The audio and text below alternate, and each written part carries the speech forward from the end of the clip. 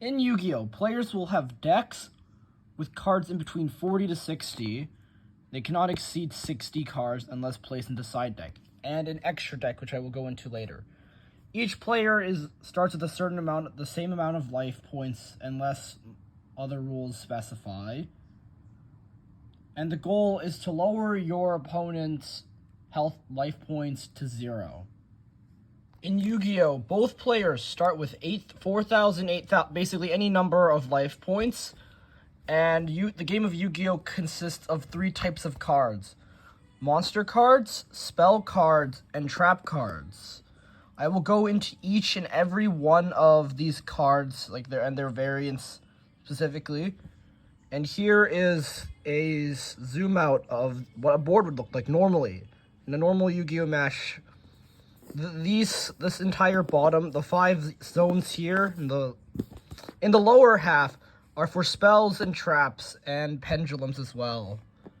Most of the new duel boards, they tell you where everything goes. Like, this is where your deck goes, this is the graveyard, the extra deck, and this is where a field spell can go. I will go into that later.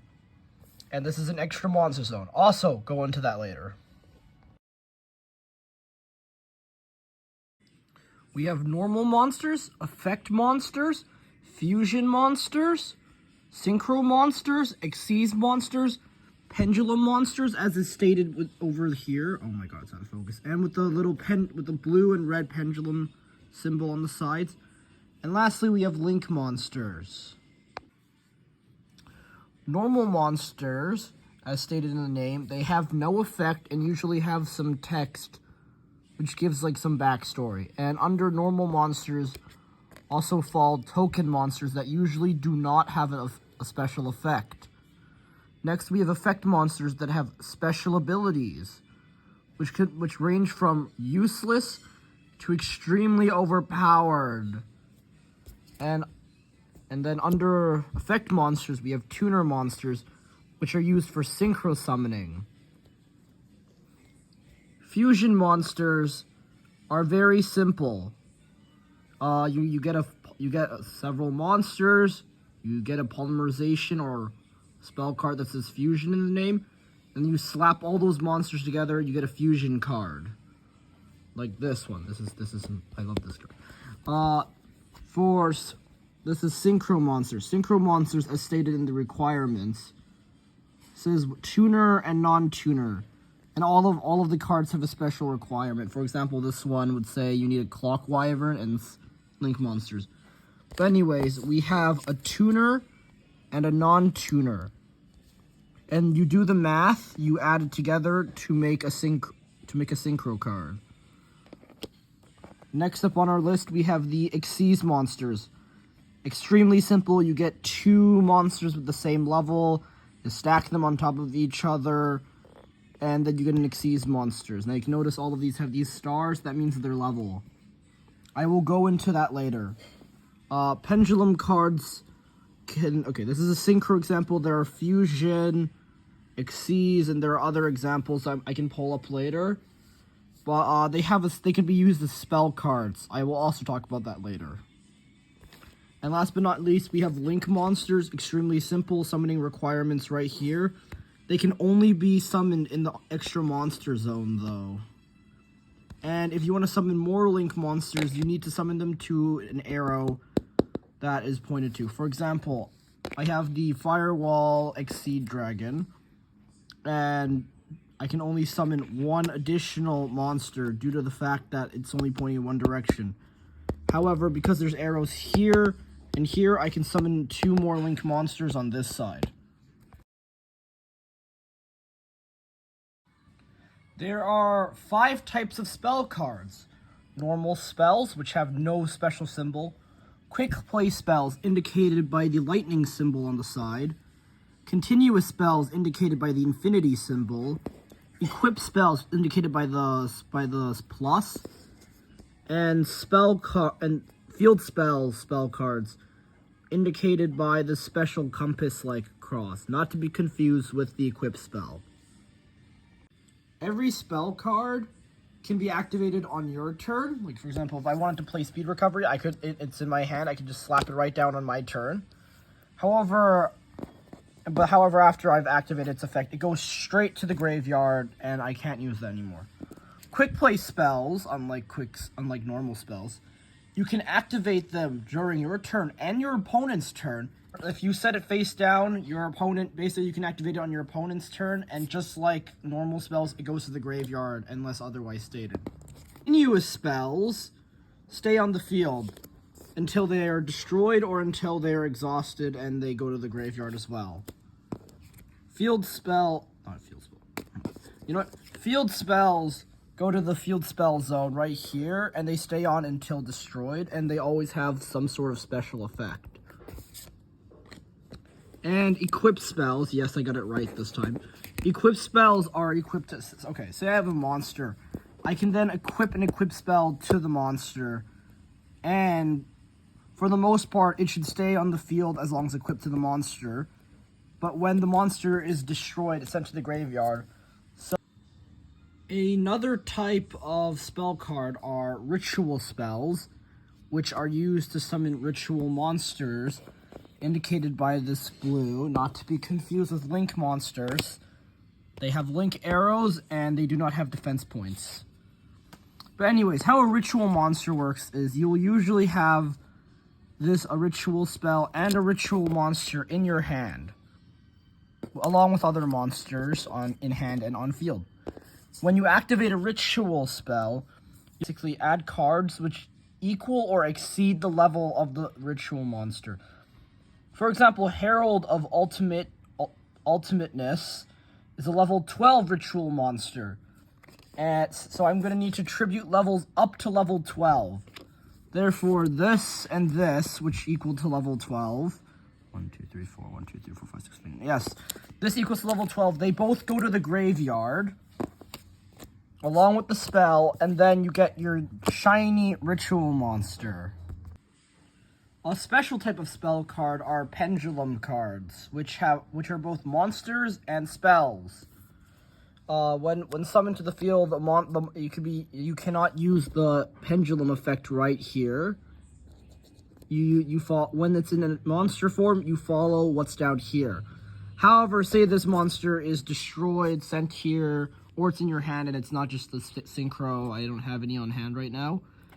But say it has an effect where, oh yes, after it's destroyed, you can place it into the spell or trap zone. Then you can use its pendulum. Then you can lay it here, and you can use the effect stated right here. How pendulum cards work is when there are 2 pendulum cards, you can then summon monsters with the levels in between the 2 numbers. For example, mine are 4 and 8, which means I can special summon cards from my hand or other pendulum cards from my extra deck, which levels are 5, 6, and 7. There are spell cards and other cards that will change the pendulum scale number throughout the game. I don't have any, clearly. I don't run pendulums. Now on to basically some of my favorite cards, trap cards. It's a trap, I know. So they're my favorite because they only come in 3 variants, which makes them really easy to explain. Unlike spell cards, which have ritual, equipped, field spells, continuous spells, quick plays, and also normal. Traps don't have that. They only have 3.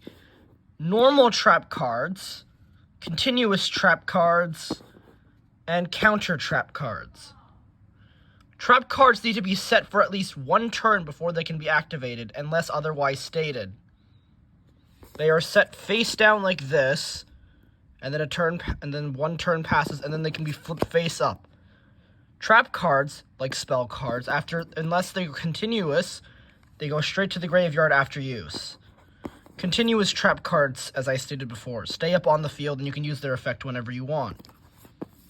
Where differences happen are with counter trap cards. Counter trap cards are basically the strongest type of speed spell, which is basically the order in which an effect can resolve.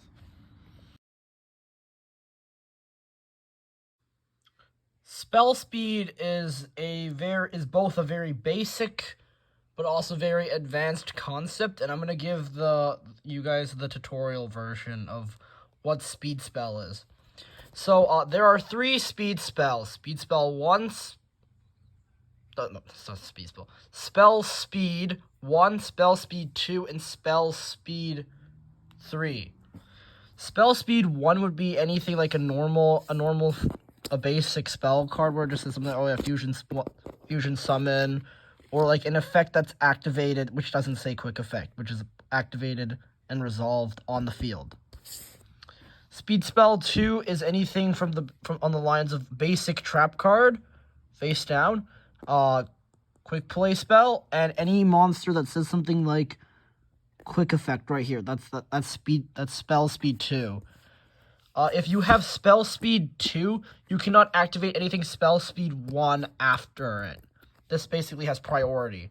So say I activated Overload Fusion, but then they activated Crystal Clearwing Synchro Dragon. They cannot activate Fire Hand because it's only spell speed 1. However, they can activate something spell speed 2 or higher. So say they made this combo with the Overload Fusion. I use this to negate it. However, they say this is like something that along the lines of, oh yeah, negate your enemy's effect. Then it will resolve like this. The latest spell card will go first. It will then negate this, allowing this to be activated. However, there is one more spell speed, and that is spell speed 3, which only apply to counter trap cards. As I stated earlier in the trap section, nothing is faster than counter traps, except for another counter trap activated after it. Moving on. Every monster in Yu-Gi-Oh! Has an attack and defense stat. I circled the attack in yellow and the defense in red. In Yu-Gi-Oh! All monsters come with attack and defense stats as stated earlier, and when 2 monsters decide to battle, the highest attack point monster wins, and say these 2 are in attack position.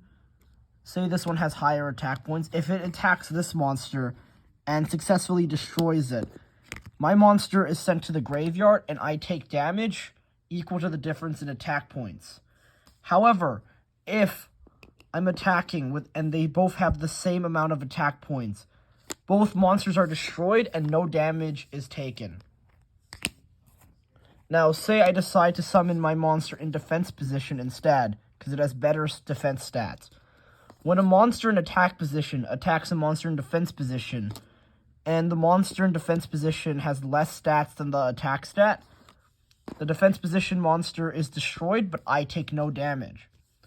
However, if my defense is higher than their attack, they take damage equal to the difference in my defense to their attack. Defense position monsters cannot attack unless they have an effect that can allow them to do so.